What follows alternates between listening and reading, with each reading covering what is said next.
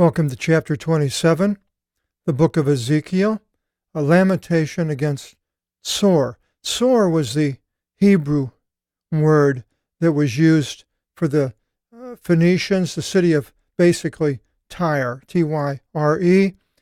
Tyre was called Tyros in Greek. But this is Greek. You're saying, well, why isn't it Tyros? Well, later on we'll see where it's tied into it. This is more or less a Hebrew transliteration into the Greek for tsor, the Hebrew word. And later they do use the Hebrew word for Tyros, and this with the Phoenician people that we have down here on this map that we see.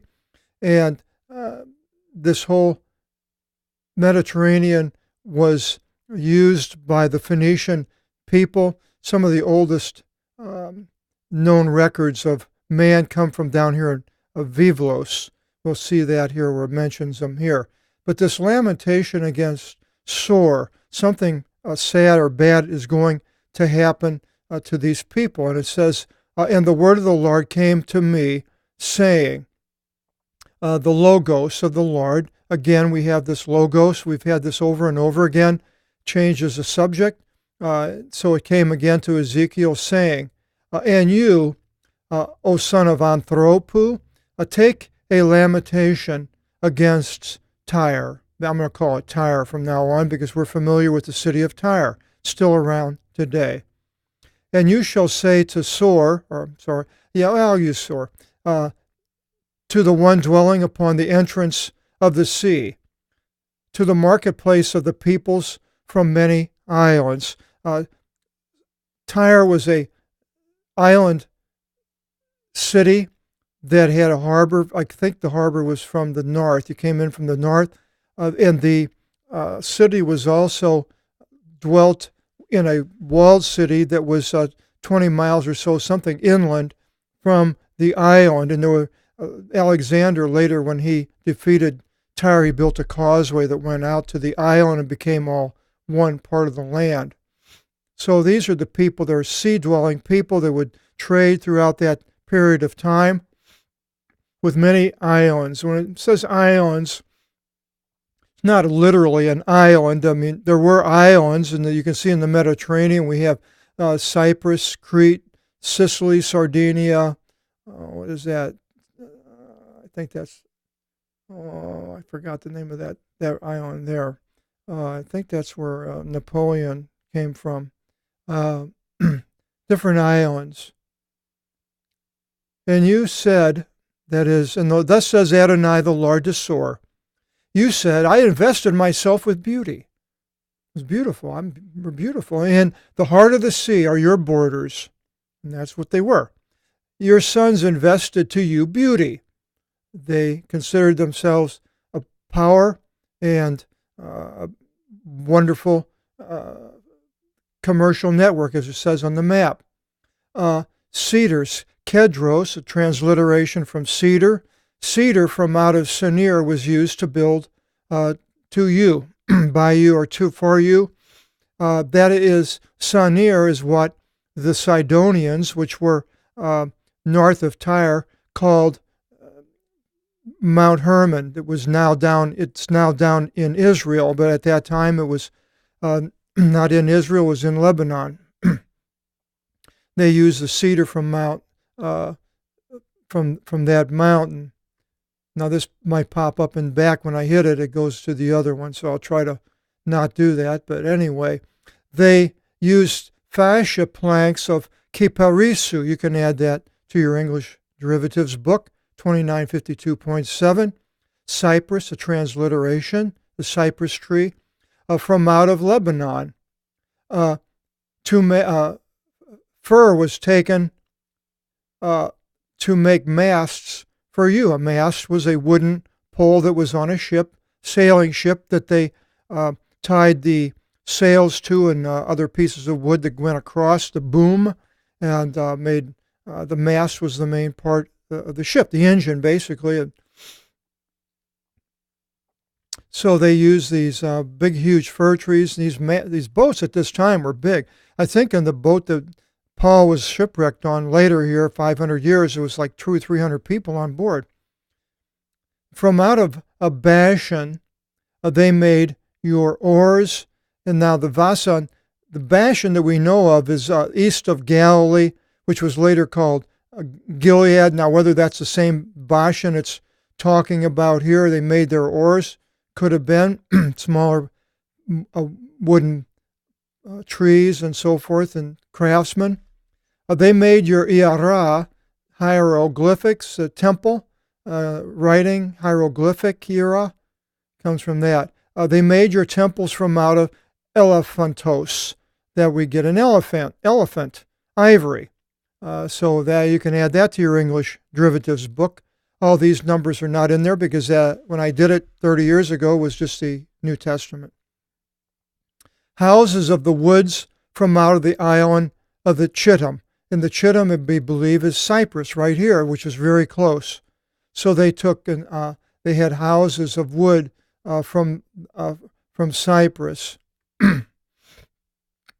Linen with embroidery from out of Egypt, which was down here, Memphis, on that area, was to you for a strewn bed to put your glory upon, and to clothe you in blue and purple from out of the island of Elisai in the Greek, Elisha, and that would have also have been, they believe, Cyprus. And they became your wraps, their clothes. They got clothes from Cyprus. And your archontes, rulers, dwelling in Sidon, and Sidon is down here, Arvad became your oarsman. And Arvad, we believe, is an island off the Syrian coast, which is by Tripoli, so it would have been close to that Vivlos on the map. You're not too far away. Your wise ones, O Sor, the ones who were among you, these were your navigators, and to navigate at that time, you had to be wise.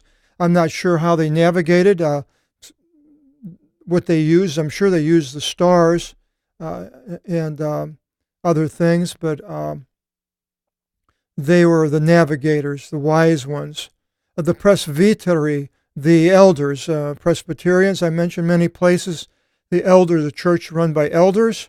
The elders of the Vivlians, and that would have been down here from Vivlos, where there was a huge library of Vivlos, of all the writings of the Phoenician alphabet, which was very similar to the Hebrew. And their wise ones who were among you, these grew in strength for your counsel. So the Tyre used these wise ones also from Vivlos. And all the boats of the sea, the Mediterranean, and their oarsmen came to you from the descent of the west. So we see they have went all the way out to through the gates of Hercules, Gibraltar, up to I forgot the name of the city. Maybe I'll remember it here. But they went apparently up and down out into the Atlantic. Persians and Lydians and Libyans were among your force, men among your force of your warriors. Now, keeping that map up is our deal. Now the Libyans were over here. Libya was it's more over in here, right next to Egypt. Cyrene was Libyan, I believe. And the Persians were way over off the map to the right eastward, Iran today. And then the Lydians, we believe, up in western Turkey, where most of the cities in Revelation are mentioned. That would be all up in this area here in Turkey today. That is where the Lydians were. They hung shields and helmets among you. These gave you glory. The sons of Arvad, and again that's that island off of the coast of Syria, and your force were upon your walls round about, their own people, but also Medes, and your towers were guards, and those were the people from Iran, the northern part of Iran. up into Turkey, eastern Turkey. They hung their quivers upon your moorings. Round about these they perfected your beauty. So he had people from all over, their soldiers. And the Carthaginians were your merchants, and Carthage is down here. It came against Rome. Later with Hannibal, went all the way around through Spain and up and down, almost took Rome. The Carthaginians, Carchidoni, were your merchants. Empori, as the word emporium comes from that, transliteration. Kiklo, a roundabout, a circle. Kiklo, were merchants because of the abundance of all your strength. Argyrion, silver, Argentina comes from that. Chrysion, chrysanthemum flower, the golden plant, flower.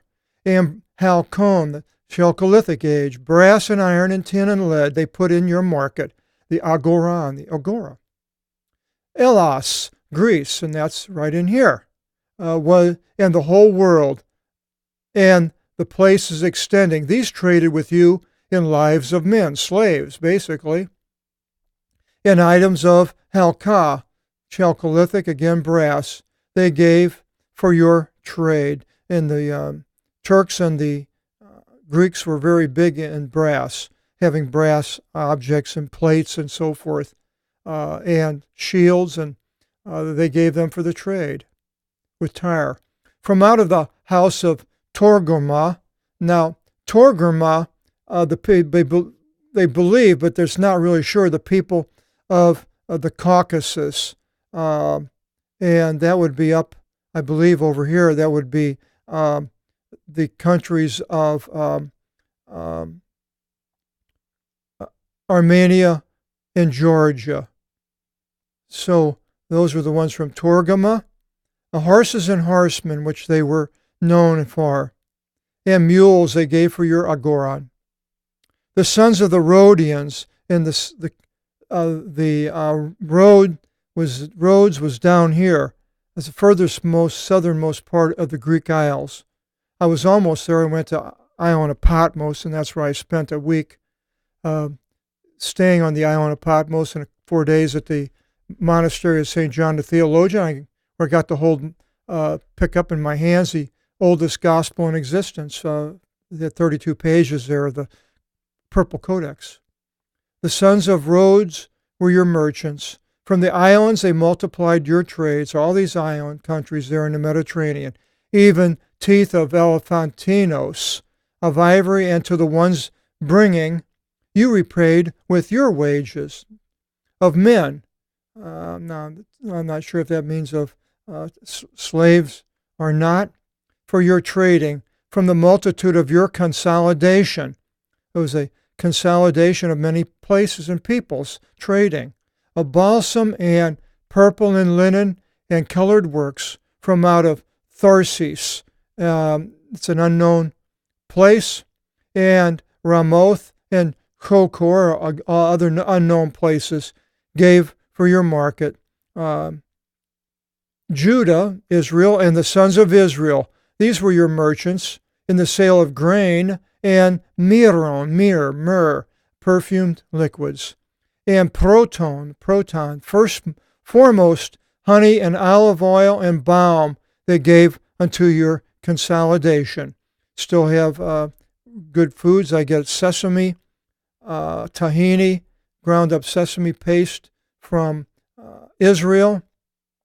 And then I get date syrup, which may also come from Israel, and mix them together with some flax seed, ground up flax seed. I have a grinder. I grind it up, and I put 2 tablespoons of sesame of tahini in a little cup, and then about a tablespoon of date syrup from the Date Lady. It's on the internet, and then I have I buy a big, huge container of flaxseed, and I grind it up and put about a tablespoon of flaxseed, mix it all up, put a little bit of milk in it. Yummy. It's good. They gave unto your consolidation. Damascus, and it doesn't have it on here, was a little further down south, was your trade in the abundance of your works, the people from Syria. From out of an abundance of your power, wine from out of Helbon, another unknown place.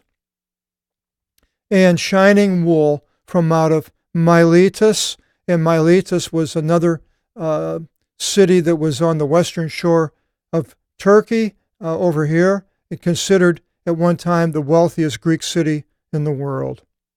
Dan, the northernmost part of Israel, and Javan, which was Greece, Ionia, Greece, and Muzel, which is unknown, were for your market, or Goron. Iron for your working implements, and trochee, wheels, are among your consolidations. All these things. Boy. Dedan were your merchants. That would have been in northwest Arabia, way down over here, down over in there. Were your merchants with choice animals for chariots, probably horses. In Arabia, and all the rulers of Kedar. And Kedar was the northern Arabian tribes by the Nabateans, which were in Edom, and down below the Dead Sea. Down here, doesn't have it, but it's down here. These were your merchants trading camels through your hand, camelus, a transliteration, and lambs and rams, in which they traded with you. And of course, the camels were in Arabia. Saudi Arabia today still have camel races. Empori, your merchants were Sabah, as Sheba. Sabah is way down the southern part of the Arabian Peninsula. Today it's called Yemen, country of Yemen. It's where the queen of Sabah came. It wasn't Sheba, but Sabah, Greek. And it's mentioned by Strabo in his geography. I've mentioned him earlier, time of Christ, and he mentions that going down that area. And Ramah, which was also on the southwestern Arabian Peninsula, mentioned by Strabo by Yemen. These were your merchants with foremost spices, which was the spice route came through Sabah. And precious stones, and that's where the Queen of Sheba brought all those spices up with it to see Solomon hundreds of years earlier. And they gave gold for your market. Haran, which is in Mesopotamia, way over off the map, and Canaan, the only reference here, this place we don't know, and Eden, which is actually a name of the capital of Yemen, so it could be there, were your merchants. Sabah, again, that's Yemen, and Assyria. And Assyria is the northernmost part, way up in the Mesopotamia Valley, and across the north. There it goes again. Mesopotamia up here, and Shomad. And some people believe that this was Nineveh up in Mesopotamia. Were your merchants, bringing trade of blue, iakinthone, hyacinth comes from that, and eklektus, elect, thesaurus, treasures, treasury of words, thesaurus, being bound in rough cords, and kiparisina, cypress, we have that again. Boats among them were your merchants, empori, and the abundance of your consolidations. And you filled up and weighed down exceedingly in the heart of the seas. They were all over. Your oarsmen led you into much water, all the way into the Atlantic. The wind of the south broke you in the heart of the sea. Your force and your wage and your consolidations and your oarsmen and your navigators and your counselors and your consolidations from out of your consolidations, and all the men, your warriors among you, and your whole gathering in the midst of you shall fall in the heart of the sea in the day of your downfall. Nebuchadnezzar, here a little bit later, comes against Tyre and eventually is able to take the city. And then later, Alexander came and also took the city. So the downfall here was a couple of places, unless it's talking about a future. At the sound of your cry, your navigators shall be afraid with fear. And it could be a future time here it's talking about. because in the next chapter, it's an amazing chapter, to one of the most important chapters in the Bible, I believe, and I'll tell you why when we get to it. And this, remember here, it's talking about Tyre, and it could be the future, it could be then. And all your oarsmen shall go down from their boats, and the crewmen and the captains of the sea, thalasis, thalactic, means of the ocean sea, and they shall stand upon the ground, and they shall shout over you with their voice, and shall cry out bitterly, and shall place earth upon their head, and shall spread a bed of ashes, in mourning. And remember, this started off as a lament, and Tyre will be destroyed, and I believe it's maybe talking about a future time. We'll get into 28, we'll find out why. And they shall shave because of you unto baldness and lament, and shall gird on sackcloth and lament, and shall weep over you in bitterness of life and lament, even lamenting bitterly. Their sons shall take a lamentation over you, and a wailing, saying, Sore! Who is this Tyre? Tyros, there it is. So sore is Tyre. Now, Tyre is still around. It's still a city. It has not disappeared. So here we see this lament over Tyre.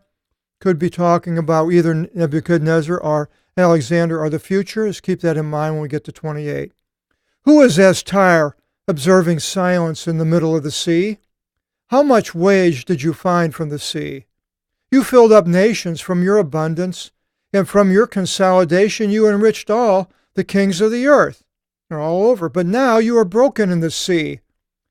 All your consolidation and all your gathering is in the depth of the water in your midst. All your oarsmen fell. All the ones dwelling the islands shall be gloomy over you, and their kings shall be amazed with a change of state. Also, like what's going to happen in the city of the Babylon mentioned in the book of Revelation, which I believe, as I've mentioned, is I believe Jerusalem. Their countenance shall burst into tears. Merchants from the nations whistled at you. You became for destruction, and no longer will you be into the Iona, the Eon. Well, they are. So that's why I believe this goes along. That last part of 27 goes along with 28, because it says here, now it goes into the ruler of Tyros. Here, Tiru, it's in the genitive of. We'll find out about this ruler of Tyre. Chapter 28. Hope you'll join us. It's going to be really interesting. And God bless.